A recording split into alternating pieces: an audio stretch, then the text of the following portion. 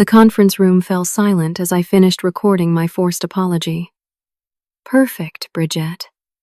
Now everyone will know you acknowledge your mistakes," said Marcus, our HR director, with a satisfied smile. Little did they know, my so-called mistake was uncovering their 8-figure accounting fraud. They thought they'd humiliated and silenced me. What they didn't realize, while recording that apology, I was simultaneously sending a calendar invite from my phone under the table. One simple meeting request to our external legal counsel with all the evidence attached. The trap was set. My journey at Bridgette started 3 years ago. I joined as a junior financial analyst fresh out of my MBA program, eager to prove myself in the corporate world. The company was growing rapidly, expanding from a modest startup to a tech industry darling in just under a decade. Our CEO, Garrett Williams, had become something of a celebrity entrepreneur, his face gracing business magazine covers with headlines like Tech's Golden Boy and the Future of Innovation. I worked tirelessly those first 2 years, putting in 60-hour weeks and sacrificing weekends to climb the corporate ladder. My dedication paid off when I received a promotion to senior financial analyst with audit responsibilities. The raise that came with it finally allowed me to move out of my cramped studio apartment into a place where my dining table wasn't also my desk and bed. "Congratulations, Bridgette," my boss Jessica had said during my promotion meeting. "Your attention to detail and analytical skills are exactly what we need as we prepare for the next phase." That next phase, as everyone in the company knew, was our upcoming initial public offering, the IPO that would transform Bridgette from a privately held company into a publicly traded one, potentially worth billions. The office was buzzing with excitement. Executives walked around with permanent smiles, already mentally spending their soon-to-be liquidated stock options. Junior employees calculated their modest but life-changing windfalls. The IPO was all anyone talked about during lunch breaks and happy hours. 2 months after my promotion, I was assigned to the final financial review team. Our job was to ensure all our financial records were spotless before submitting regulatory filings to the Securities and Exchange Commission. This was standard procedure. Companies always conduct extensive reviews before going public to avoid any surprises that might derail the process. "Just double-check everything," Jessica told me. "We can't afford any mistakes at this stage." I took my new responsibilities seriously, meticulously reviewing quarterly statements, balance sheets, and cash flow analyses. Everything seemed in order until I reached the offshore accounts and certain vendor payment records. Small discrepancies began to appear, nothing major on its own, but together they formed a pattern that didn't add up. "Jessica, I'm seeing some unusual transactions with Vertex Solutions I mentioned during our weekly check-in. The payment amounts don't match the service contracts." Her face tightened slightly. "Those are specialized contracts with variable rates. Don't worry about those." But I did worry. My job was to worry about exactly these kinds of details. I requested additional documentation for these transactions, but faced unusual resistance. Files were being processed, access codes didn't work, or relevant personnel were conveniently unavailable. Jessica began canceling our regular meetings, citing scheduling conflicts. When we did meet, she seemed distracted and nervous, avoiding eye contact when I mentioned certain accounts. It was so unlike her usual confident demeanor that it only heightened my suspicions. Working late one night, I discovered similar patterns in previous quarters' discrepancies that somehow passed earlier reviews. I created a separate spreadsheet documenting these transactions, noting dates, amounts, and the employees who had approved them. A disturbing picture was beginning to form. Just as I was about to leave that night, an email notification popped up on my screen. It was from our CFO, Richard Porter, but clearly wasn't intended for me. The subject line read Q3 Special Procedures, and it detailed what could only be described as instructions for hiding expenses and artificially inflating revenue figures. The email referenced our usual adjustment protocol and maintaining presentation consistency, Corporate speak for cooking the books. I sat frozen, staring at my screen. This wasn't just sloppy accounting or honest mistakes. This was deliberate financial fraud happening right under my nose. And apparently, for some time, the email had been meant for a select group of senior executives, but someone had accidentally included my name in the distribution list. My heart raced as I realized what I'd stumbled upon. I quickly forwarded the email to my personal account before anyone realized the mistake and revoked my access. As I drove home that night, my mind spun with questions and fears. Was the entire company corrupt? How long had this been happening? And most importantly, what was I going to do about it? Little did I know that by uncovering this fraud, I'd set in motion events that would test my integrity, threaten my career, and ultimately expose a corruption scheme that went far beyond what I could have imagined. I couldn't sleep that night. The implications of what I'd discovered kept my mind racing. If Premiatech was systematically misrepresenting its finances, the upcoming IPO would be built on fraudulent information, potentially scamming thousands of future investors out of millions of dollars. I needed to be certain before making any accusations. The next morning, I arrived at work early and began a discreet but thorough investigation. I created a separate, password-protected spreadsheet on my personal laptop, tracking every suspicious transaction I could identify without raising alarms. The pattern became clearer with each entry. Expenses mysteriously disappeared from certain accounts, only to be distributed across unrelated departments in smaller, less noticeable amounts. Revenue was recorded before it was actually earned. Vendor contracts with vague descriptions received substantial payments. After 2 weeks of careful investigation, I had documented discrepancies totaling nearly $40 million over the past 2 years. This wasn't petty cash. This was systematic, deliberate fraud. I needed someone I could trust to verify my findings. Alec Thompson had been with the company for 5 years. As a systems analyst with access to the financial databases, we'd become friends after working together on a project last year, and I knew him to be both skilled and principled. I need your eyes on something, but it has to stay between us. I told him over coffee, in a cafe 3 blocks from the office. Alec's expression turned serious as I explained what I'd found.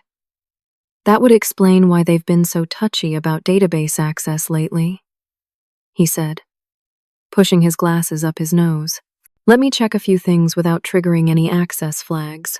The next day, Alec confirmed my suspicions and added a disturbing new dimension.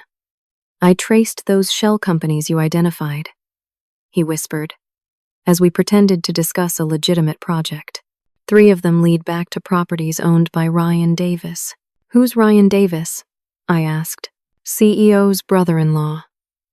And get this, none of these companies appear to have actual operations. They're just paper entities receiving our money. The revelation sent a chill down my spine. This wasn't just financial misrepresentation. It was possible embezzlement with family connections. The situation was far worse than I'd initially thought. What happens to whistleblowers here? I asked Alec. His expression darkened. Remember Tara from compliance? She disappeared suddenly last year, with some vague announcement about pursuing other opportunities. Word is, she raised questions about financial irregularities and was quietly terminated with an extreme NDA and a threat of industry blacklisting. I spent that night researching whistleblower protections and proper documentation procedures.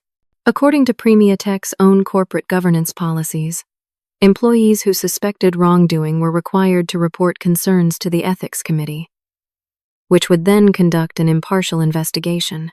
The company website listed the Ethics Committee members with professional headshots and impressive biographies. The chairman was Samuel Bennett, described as a corporate governance expert with 30 years of experience in ethical oversight. What the website failed to mention, but which I discovered through some social media research, was that Samuel and our CEO Garrett had been fraternity brothers, and had vacationed together with their families for the past 15 years. Despite this concerning connection, I still believed in following proper procedures. Maybe Samuel would take his ethical responsibilities seriously, regardless of personal relationships. As I continued my investigation, I decided to approach Jessica again. Her nervous behavior suggested she might know something, and I wondered if I could trust her with what I'd found. I caught her alone in the break room late one afternoon. "Jessica, can we talk privately about some of the accounts I've been reviewing?" Her eyes darted around the room. "Not here," she whispered, then more loudly, "Send me an email with your questions, and I'll look into it." Later that evening, Jessica texted me from a number I didn't recognize. "Meet me at Riverside Park, West Entrance, 7 a.m. tomorrow. Come alone. Delete this message." The next morning, I found Jessica sitting on a bench, wrapped in a heavy coat despite the mild weather. She looked like she hadn't slept in days. "I tried to do what you're doing now," she said without preamble. 2 years ago, I noticed the same patterns. When I brought it up, they demoted me from finance director to supervisor, forced me to sign an NDA, and told me I'd never work in finance again if I made trouble. She laughed bitterly. "They kept me around to maintain the appearance that nothing was wrong." "Why are you telling me this?" I asked. "Because you're about to step into the same trap, and you need to be prepared."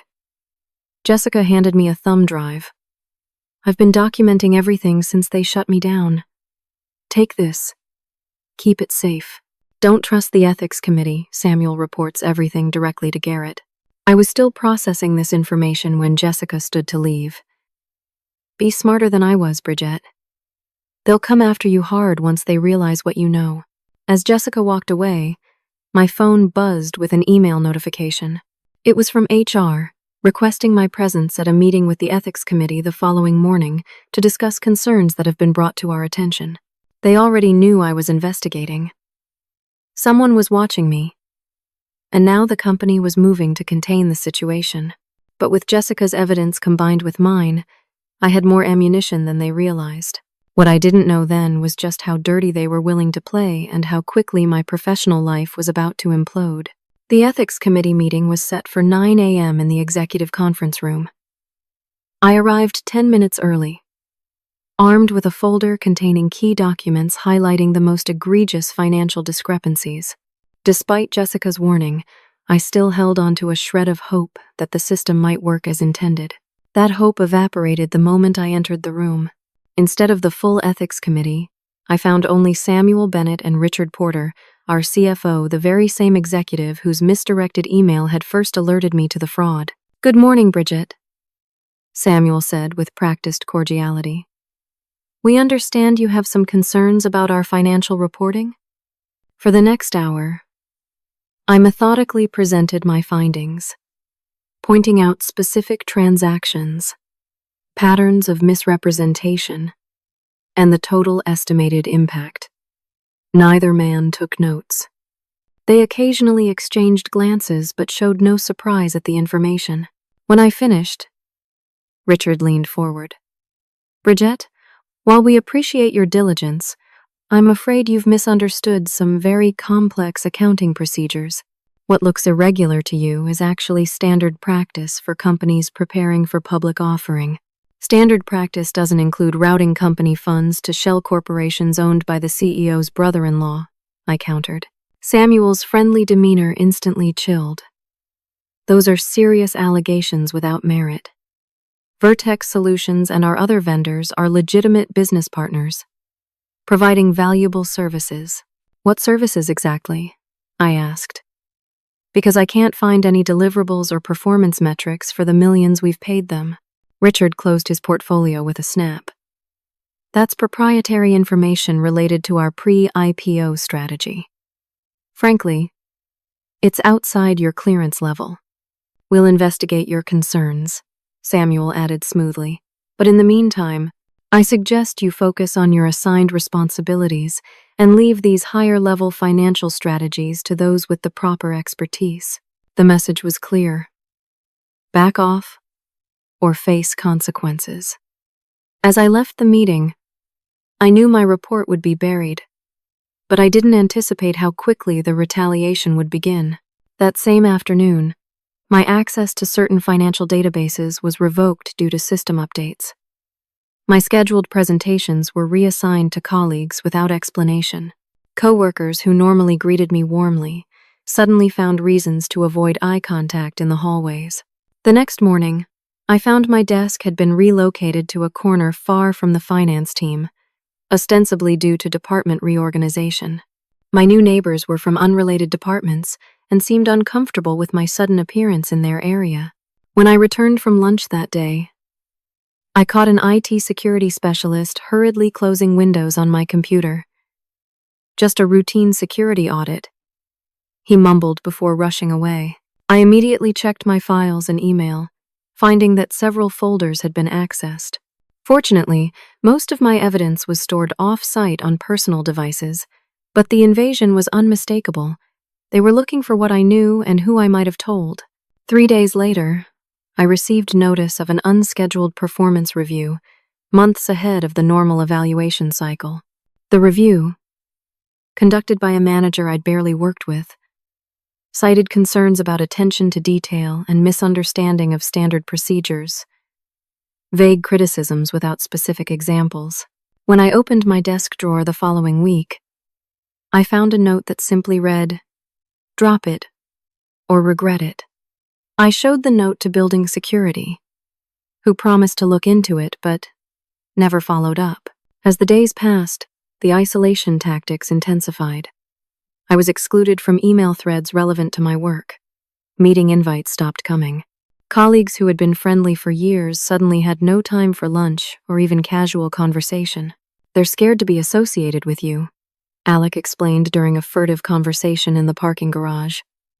"HR has been asking questions about who you're close to in the company."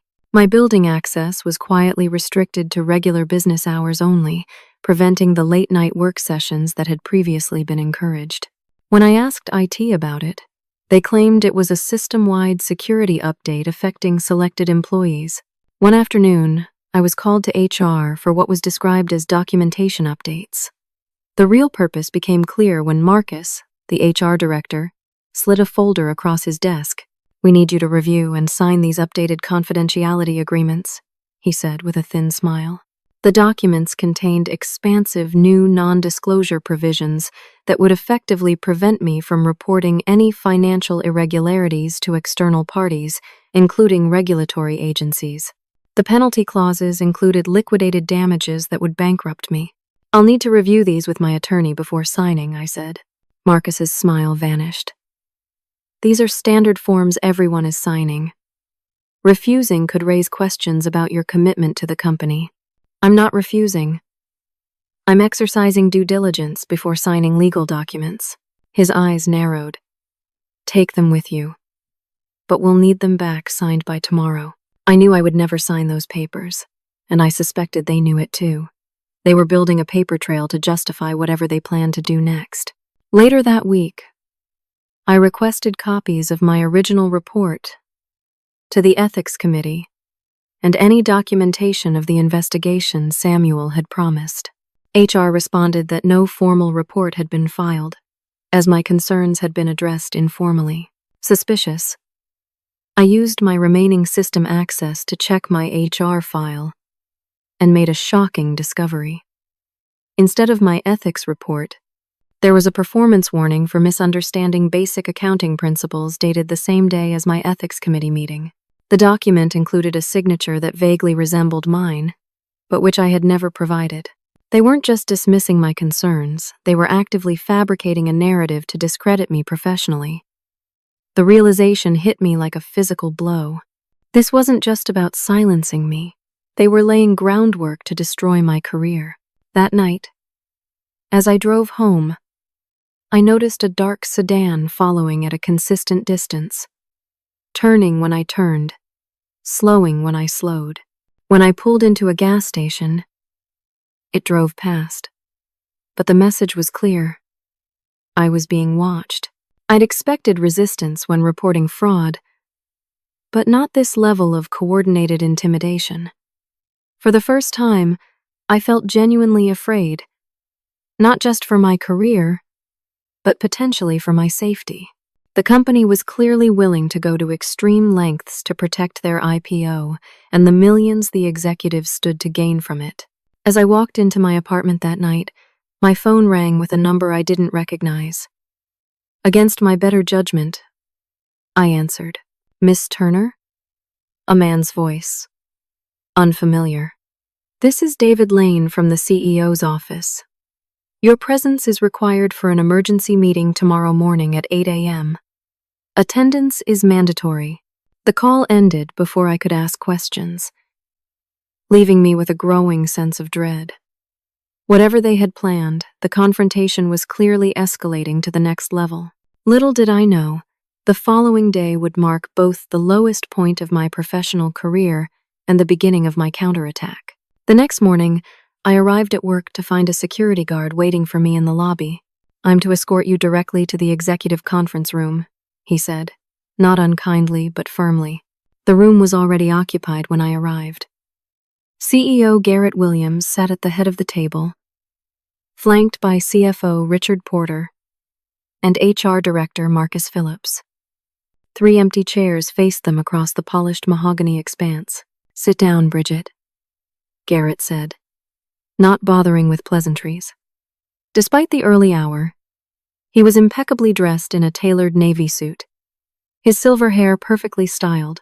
He looked like he belonged on a business magazine cover, which, of course, he often was. I took the middle seat, feeling like a defendant facing a tribunal. "Do you know why you're here?" Garrett asked. "I assume it's related to the financial irregularities I reported." Richard slid a folder across the table. "These aren't irregularities. They're accounting errors. Your errors." Inside were printouts of financial analyses with my name on them, showing wildly incorrect calculations that would indeed have cost the company millions if implemented. I had never seen these documents before. "These aren't mine," I said firmly. "I never created these analyses." Marcus leaned forward. "We have system logs showing they originated from your computer, using your credentials. During your regular working hours, someone used my computer while I was at lunch. Your own IT team performed an audit last week when I was out."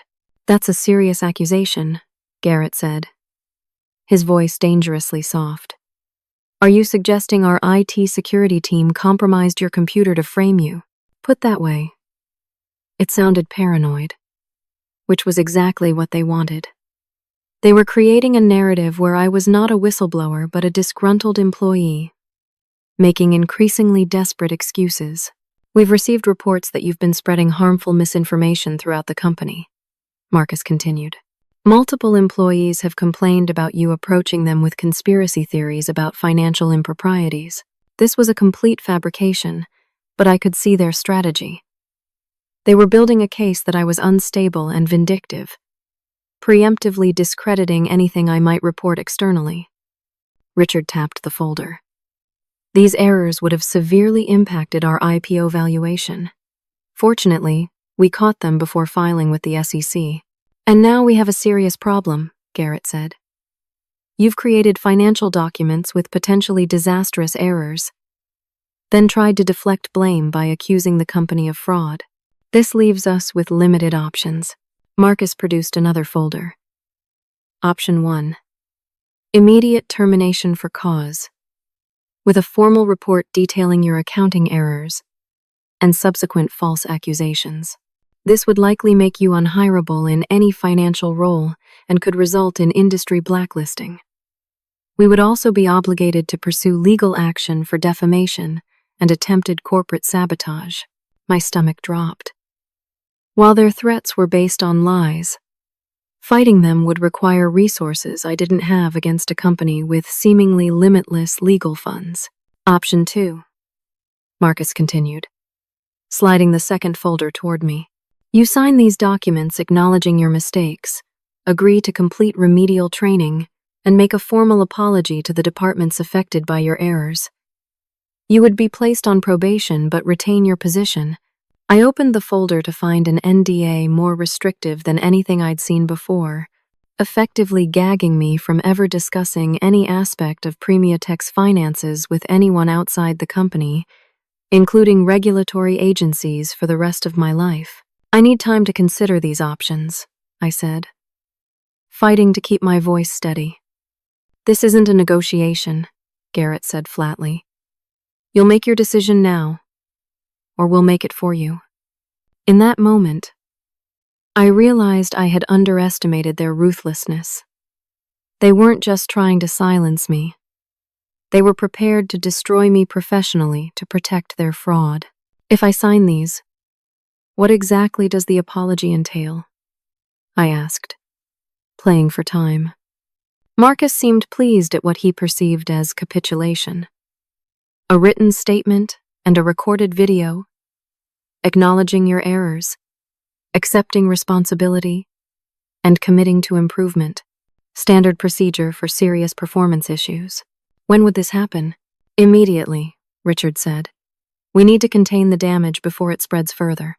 I looked at the three men watching me, trying to calculate my options. Fighting now would mean immediate termination and a potentially devastating legal battle. Appearing to comply would buy me time. I'll sign, I said quietly. The relief in the room was palpable. They thought they'd won. 20 minutes later, I sat in a smaller conference room, with a camera pointed at my face. Marcus stood behind it, while Richard hovered nearby. Just read the statement naturally, Marcus instructed, handing me a printed page. Make it sincere. The statement was a masterpiece of corporate self-incrimination disguised as an apology. It included admissions of carelessness, confirmation of specific dates when errors occurred, and acceptance of responsibility for misrepresenting company finances. As I read it aloud for the camera, I carefully emphasized certain phrases while keeping my expression appropriately contrite. To Marcus and Richard, I appeared to be capitulating. What they didn't notice was that I was creating a record of exactly when and how they were forcing me to take blame for their fraud. I accept full responsibility for these accounting errors and accept the disciplinary action as outlined by management, I concluded, looking directly into the camera. Perfect, Marcus said with a satisfied smile. Now everyone will know you acknowledge your mistakes. What they didn't realize was that while recording their forced confession, my phone was under the table in my lap, screen facing upward where I could see it. As I spoke their scripted words, my fingers were typing a calendar invitation with the innocuous title, Financial Review Follow-Up.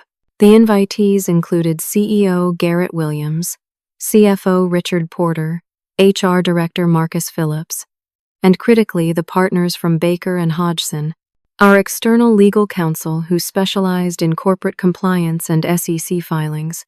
To the meeting request, I attached a single PDF titled Premiatech Financial Review Notes, PDF that contained everything. My original findings, Jessica's documentation, system logs provided by Alec, and timestamps of the forced confession video I was currently recording.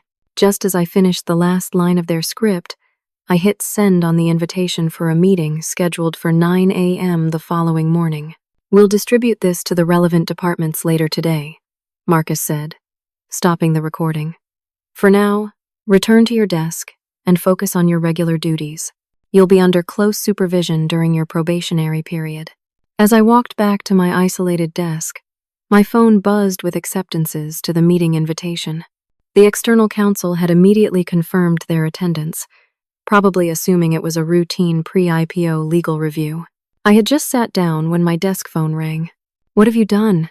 Jessica's voice was a harsh whisper. What do you mean? I asked, conscious of potentially being monitored.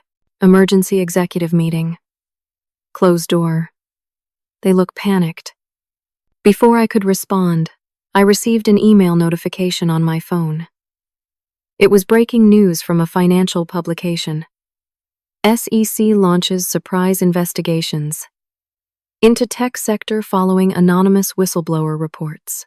The timing was pure coincidence. This was unrelated to my situation, but the executives wouldn't know that. From their perspective, The walls were closing in from multiple directions. As I left the building that evening, I noticed Garrett watching from his corner office window, phone pressed to his ear, expression grim. Our eyes met briefly before he turned away. The trap was set. In less than 24 hours, everything would change. I just had to survive until morning. I barely slept that night. Every noise outside my apartment made me jump, half expecting company security or worse.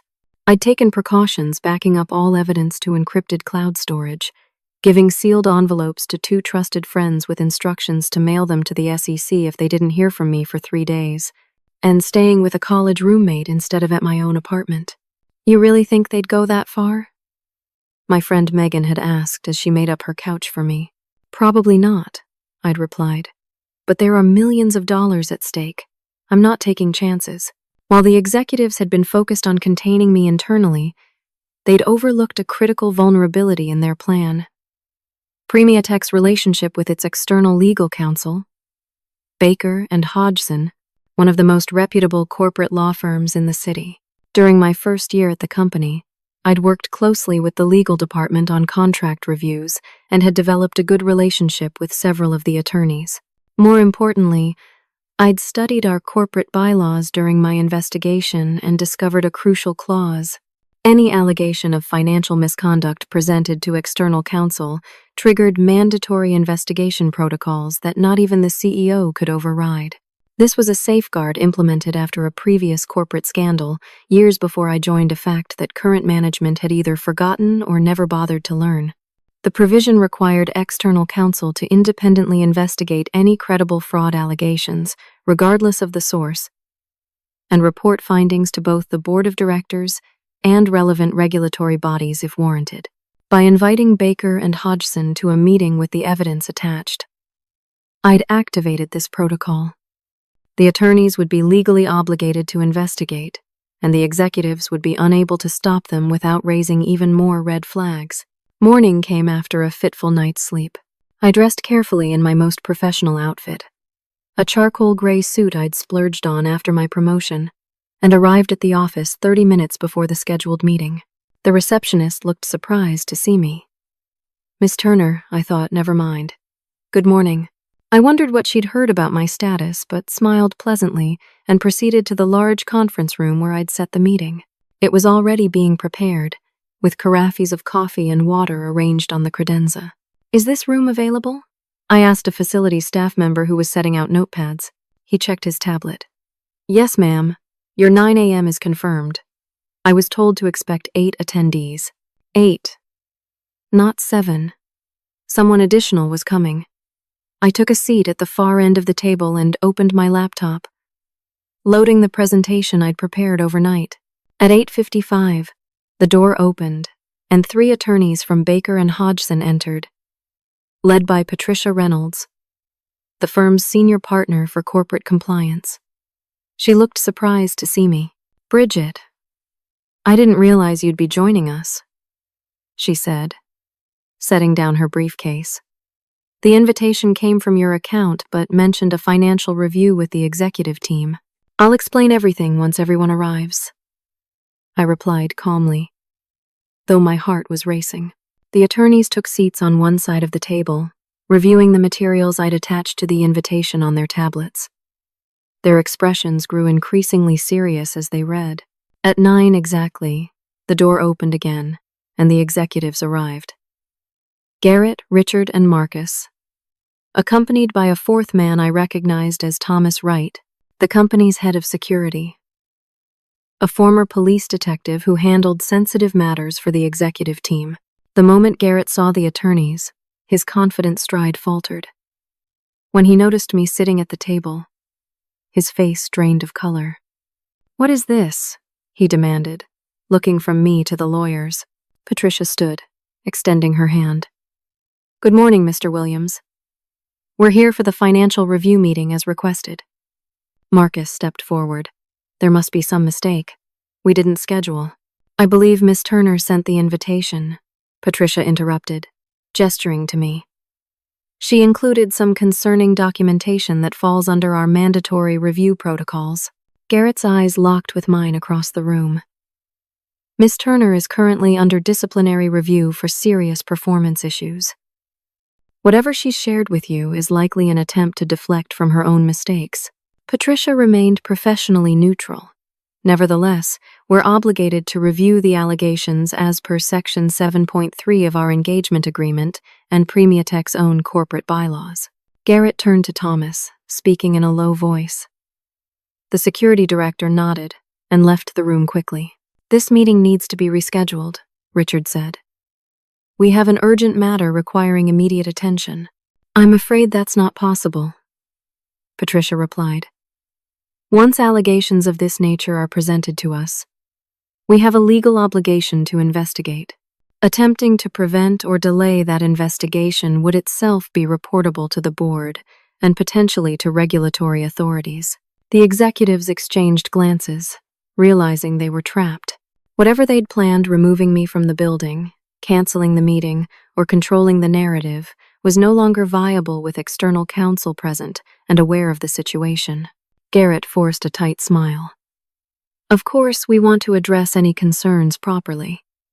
However, I should note that Miss Turner was recently disciplined for accounting errors and may be retaliating with false accusations." On cue, Marcus opened his laptop. "In fact, we have Miss Turner's own admission of her mistakes, recorded yesterday." He played the video of my forced apology, clearly believing it would discredit me completely. I watched the attorney's reactions carefully as my recorded self spoke the words I'd been coerced to say. When the video ended, Marcus looked triumphant. "As you can see, Miss Turner has already acknowledged responsibility for the very issues she's now trying to blame on others." "May I respond?" I asked Patricia directly, ignoring the executives. She nodded. "Please do." I opened my presentation and projected it onto the screen at the end of the room. Yesterday, I was called to an unscheduled meeting with Mr. Williams, Mr. Porter, and Mr. Phillips. I was presented with falsified documents bearing my name and told that unless I signed an NDA and recorded that confession, the company would terminate me, blacklist me throughout the industry, and pursue legal action that would bankrupt me. I advanced to the next slide, showing the metadata from the documents they'd presented. These files were created Tuesday night from a computer in the executive suite, not from my workstation as claimed. The user credentials were indeed mine, but as you can see from this access log, my credentials were used simultaneously from 2 different IP addresses, an impossibility unless someone else was using them. Richard started to speak, but I continued before he could interrupt. "The video you just watched contains several deliberate statements that, while appearing to be an admission of guilt, actually document the timeline of the fraud I uncovered.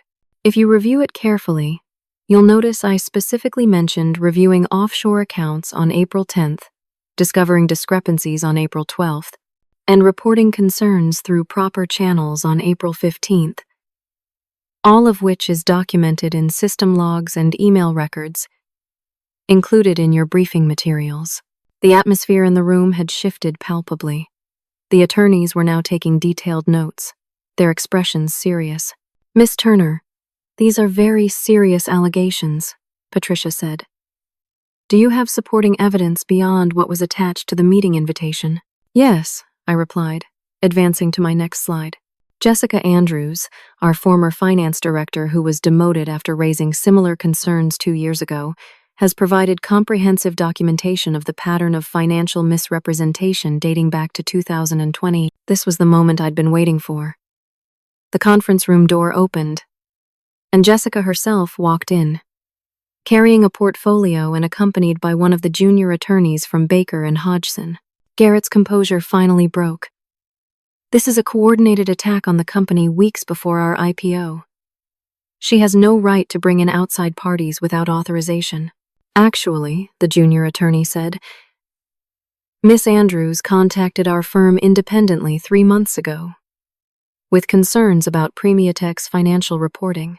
We've been conducting a preliminary review since then, which dovetails remarkably well with Miss Turner's documentation." This was the surprise 8th attendee and information I hadn't known myself. Jessica had been building her own case in parallel with mine. too afraid to come forward alone but working silently through proper legal channels. Richard stood abruptly. "This meeting is over. We need to consult with our internal counsel before proceeding further." "You're welcome to involve your internal legal team," Patricia replied evenly.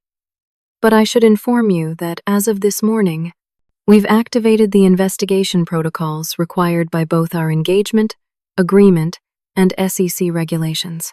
The board of directors has already been notified, and a preservation notice for all company records has been issued to your IT department." Marcus turned to Garrett, whispering urgently. The CEO's face had gone from pale to ashen.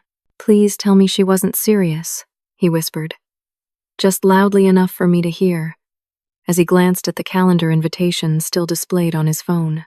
The invitation that had seemed so innocuous yesterday was now the trigger for a full-scale corporate investigation that could not be stopped. In that moment, watching the realization dawn on their faces, I felt a mixture of vindication and relief. The weeks of intimidation, gaslighting, and threats had been terrifying, but now the truth would finally come out. The balance of power had shifted irrevocably, and there was nothing they could do to stop it. The storm I'd been dreading had broken at last, but I was no longer the one at risk of being swept away. The next 3 hours were unlike anything I'd experienced in my professional life. What had started as a simple meeting transformed into a full deposition, with additional attorneys joining remotely and a court reporter arriving to document testimony. "This is standard procedure for situations of this nature," Patricia explained as the room was rearranged. "Given the seriousness of the allegations and the timing relative to the IPO filing, we need to create a proper record." Garrett, Richard, and Marcus huddled with Premiatech's internal counsel, who had arrived looking harried and unprepared. Their whispered conversations grew increasingly heated as they realized the extent of the documentation Jessica and I had compiled. "We should proceed with formal statements," Patricia announced once the court reporter was set up. "Miss Turner, as the initiating party, would you please walk us through the timeline of events from your perspective?" For the next 45 minutes, I methodically outlined my discovery of the financial irregularities, the evidence I'd gathered, my attempts to report through proper channels, and the retaliation I'd faced. The attorneys asked clarifying questions about specific transactions and documentation methods, but otherwise let me speak uninterrupted. When I finished, Jessica presented her parallel experiences, describing how she'd been systematically demoted and marginalized after questioning similar issues 2 years earlier. "They told me I was imagining things, that I didn't understand the complexity of pre-IPO accounting," she explained. When I persisted, I was called to HR and presented with a choice: sign an NDA and accept a demotion, or be terminated, with a negative reference that would follow me everywhere. Throughout these testimonies, the executives grew increasingly agitated. Richard checked his phone constantly, while Garrett whispered urgently with their internal counsel. Marcus sat with his arms crossed, glaring at me whenever our eyes met. "I think we need to address the video Mr. Phillips presented earlier," Patricia said after Jessica concluded. "Mr. Williams, would you like to explain the circumstances under which that recording was made?" Garrett straightened his tie, regaining some of his practiced media composure. Miss Turner was facing disciplinary action for serious accounting errors. The video was a standard acknowledgement of those issues, voluntarily provided as part of our performance improvement process. "Voluntarily?" Patricia raised an eyebrow. "Miss Turner alleges she was threatened with termination, blacklisting, and legal action, unless she recorded that statement." "That's a complete fabrication," Marcus interjected. "We presented her with documented evidence of her errors and offered her a chance to take responsibility rather than face termination. That's standard HR practice." I leaned forward. "May I present Exhibit D from the materials I provided?" Patricia nodded, and I displayed an audio recording on my laptop. It was from my phone, which had been in my pocket during the morning ultimatum meeting. "If you don't sign these documents right now," Garrett's voice came clearly through the speakers, "you'll be terminated immediately." We'll make sure no financial department in this city will touch you. Your career will be over." The recording continued, capturing their explicit threats and the presentation of the falsified documents they claimed I had created. The room fell silent when the audio ended.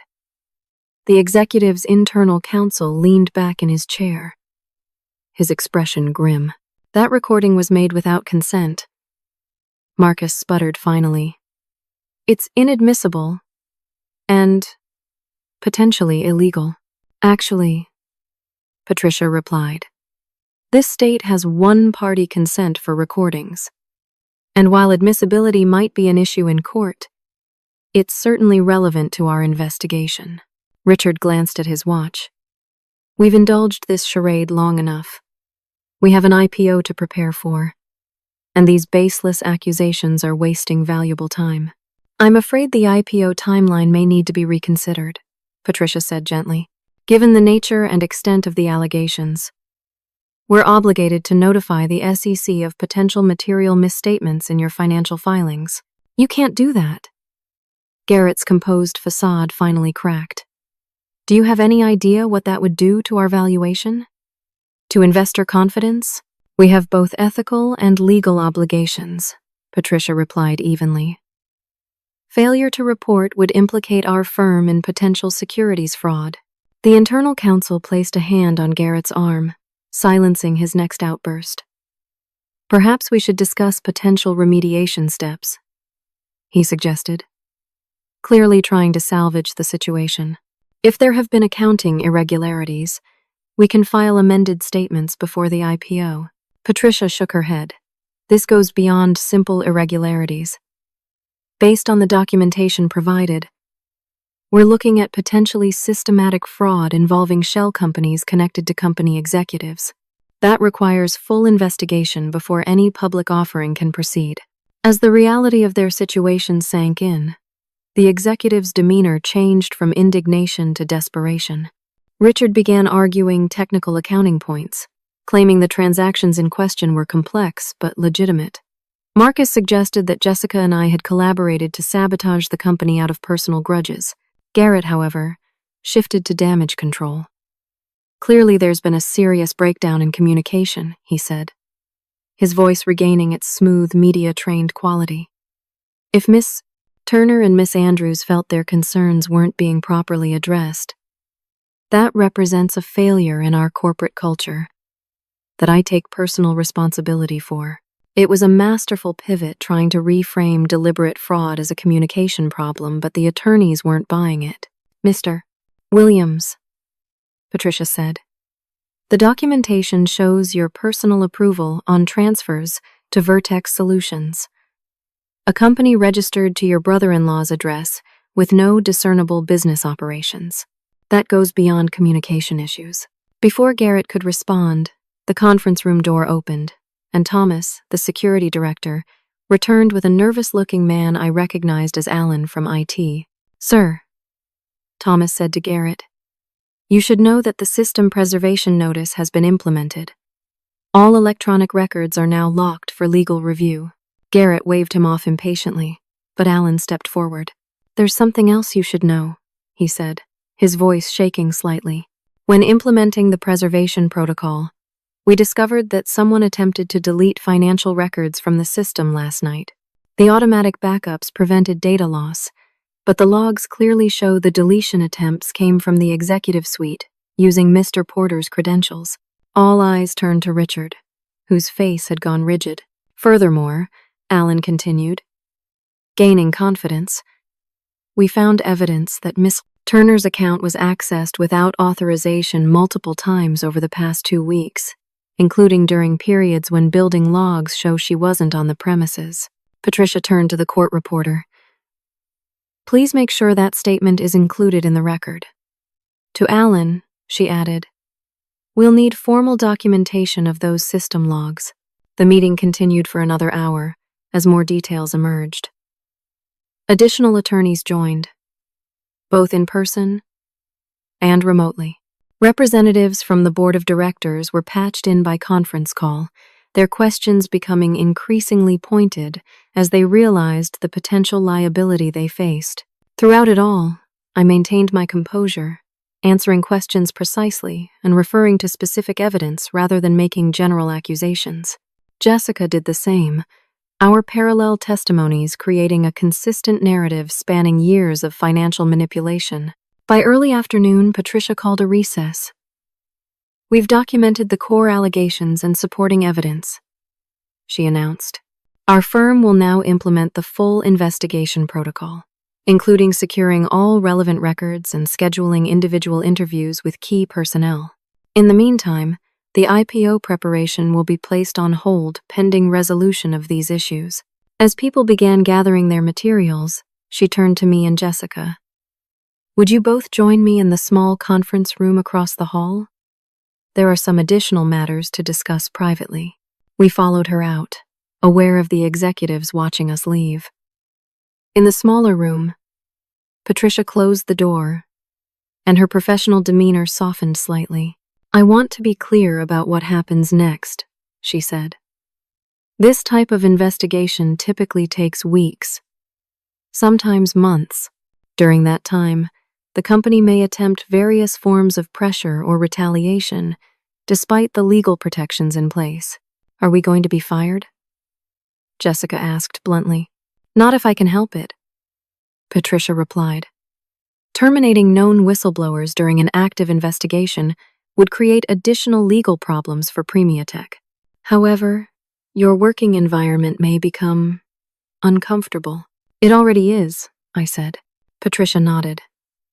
"We've seen this before. My recommendation is that you both take voluntary paid leave during the investigation. The company should agree to this arrangement to avoid appearances of additional retaliation. We'll communicate this to the board representatives directly." "What about the evidence?" I asked. "Could they still try to destroy records?" "The preservation notices are now in effect, and any attempt to interfere with company records would constitute obstruction. Additionally, thanks to the documentation you've both provided, we already have substantial independent evidence." As we discussed next steps, my phone buzzed with a news alert. I checked it and caught my breath. "Bridgette stock trading halted pending announcement," the headline read. "Sources report potential accounting irregularities ahead of planned IPO." I showed it to Patricia, who frowned. That was faster than expected. The market always has its ears to the ground. She made a quick call to her office, then turned back to us. "This changes the timeline. With the news breaking, the SEC will likely accelerate their involvement." She was right. Within the hour, news broke that the Securities and Exchange Commission had opened a formal investigation into Bridgette's financial reporting. Trading in the company's private shares on secondary markets was suspended, and the IPO was officially delayed indefinitely. By late afternoon, Jessica and I had been placed on paid administrative leave to facilitate the investigation process.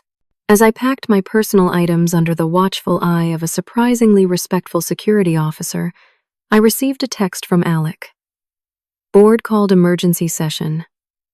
Executives on thin ice. You did it." Leaving the building that evening, I felt oddly light despite the chaos I'd unleashed. For weeks, I'd carried the burden of knowledge without power. Now the truth was in the hands of those with the authority to act on it, and for the first time since discovering the fraud, I could breathe freely. The reckoning had begun, and though the road ahead would undoubtedly be difficult, I knew I'd done the right thing. The company's future was uncertain, but at least it would be built on truth rather than fraud. The weeks following that fateful meeting were a whirlwind of depositions, interviews, and legal proceedings.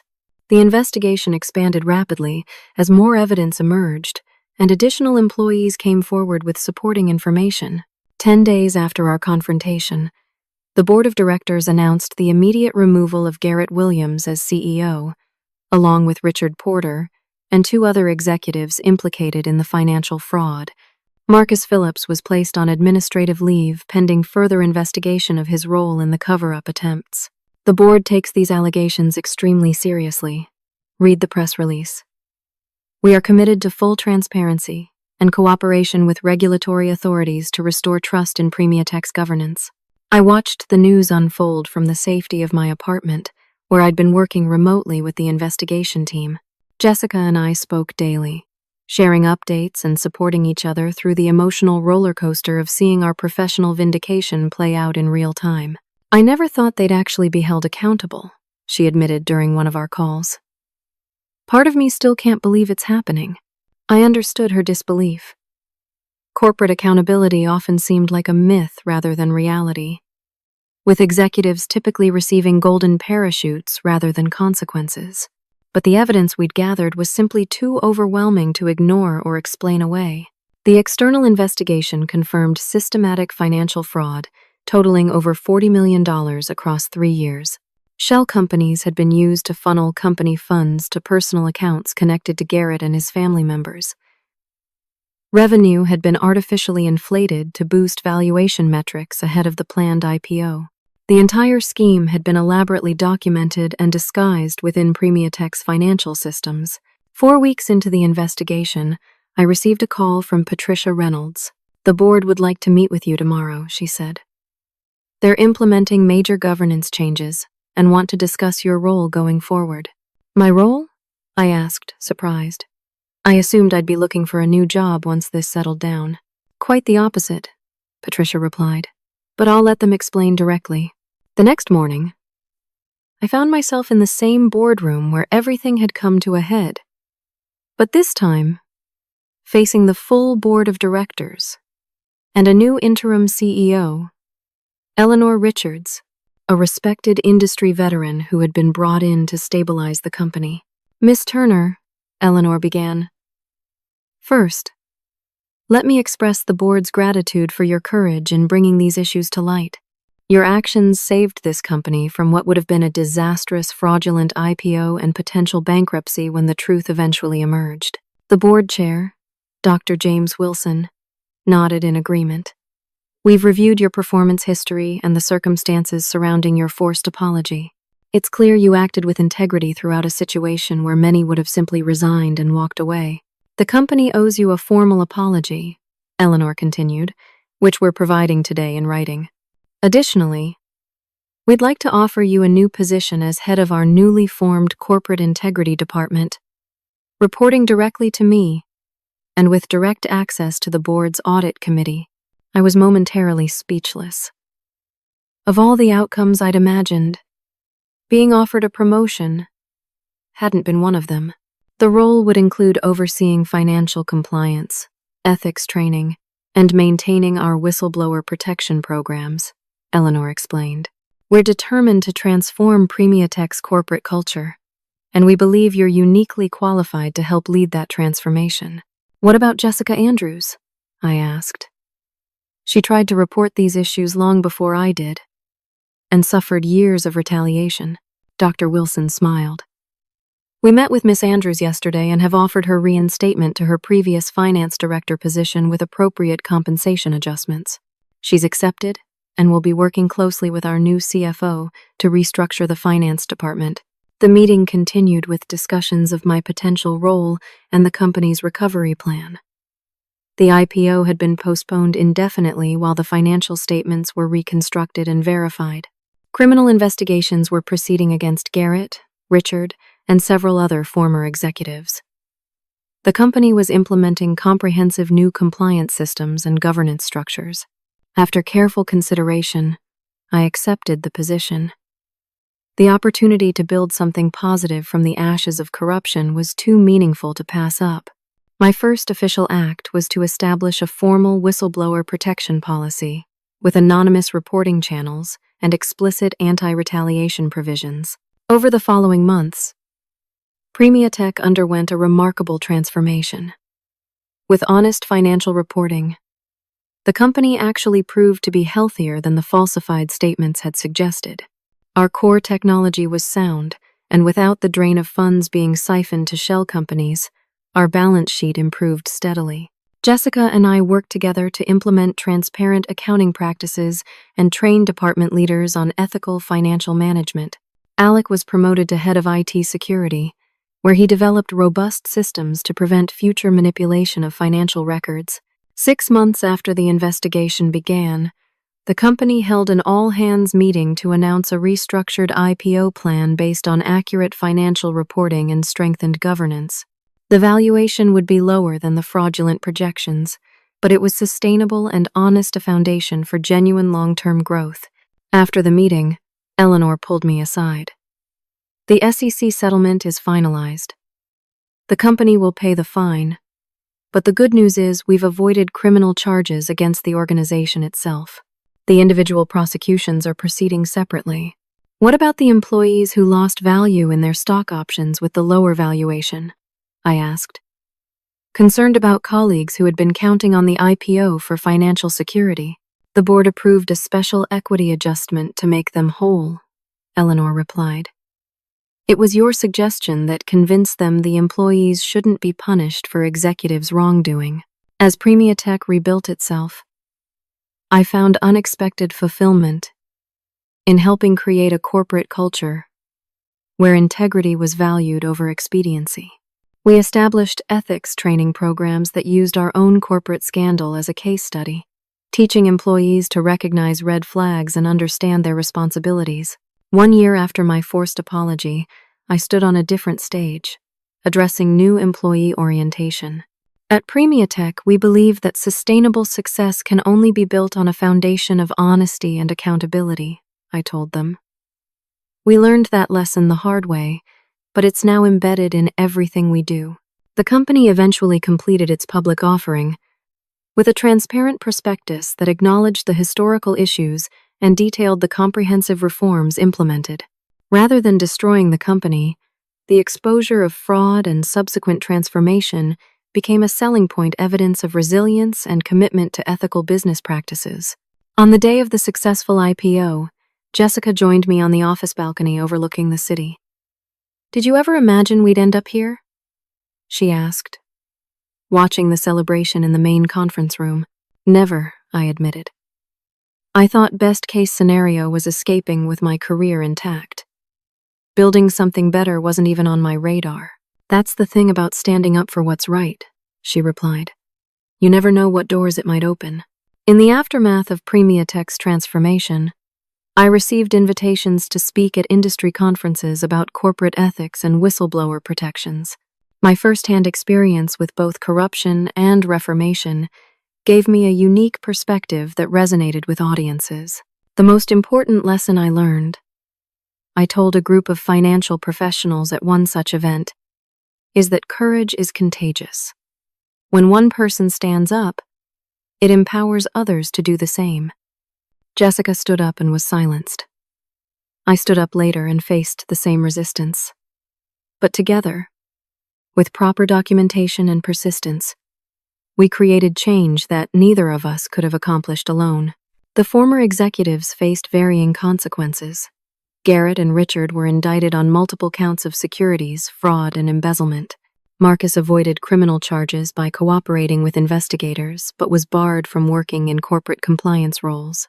The truth had finally caught up with them. As for me, the experience transformed not just my career, but my understanding of my own capacity for courage. The terrified analyst who had once sat through a forced apology had become someone who helped others find their voice against corporate wrongdoing.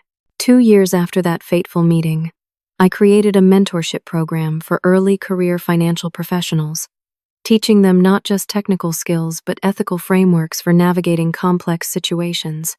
Many of my mentees faced their own ethical dilemmas, though thankfully none as dramatic as mine had been. The hardest part, I told a young analyst struggling with pressure to fudge numbers on a report, is trusting that doing the right thing matters, even when it seems like the wrong thing is winning. But integrity isn't just a moral choice, it's ultimately practical. Systems built on deception eventually collapse. I think often about that moment in the conference room, recording an apology while secretly sending a calendar invitation that would change everything. It would have been easier to walk away, to find another job and leave the fraud for someone else to discover. But some burdens, once shouldered, cannot be ethically set down. The calendar invite that exposed a CEO's fraud didn't just save my career, it saved a company, protected countless investors from fraud, and created space for honest employees to thrive. One small act of resistance, properly executed, rippled outward to create positive change far beyond what I could have imagined. If you've ever faced a moment where standing up seemed impossible but staying silent felt unbearable, I understand that struggle. Remember that courage doesn't always roar dramatically. Sometimes it's just a quiet voice saying, "I know this isn't right, and I won't pretend otherwise." Have you ever had to stand up for what's right when it felt like everyone was against you? Share your experience in the comments below. Your story might be exactly what someone else needs to hear right now to find their own courage. And if you found value in this story, please like, subscribe, and share it with someone facing their own ethical crossroads. Thank you for listening, and may you always find the strength to act with integrity, even when it's difficult.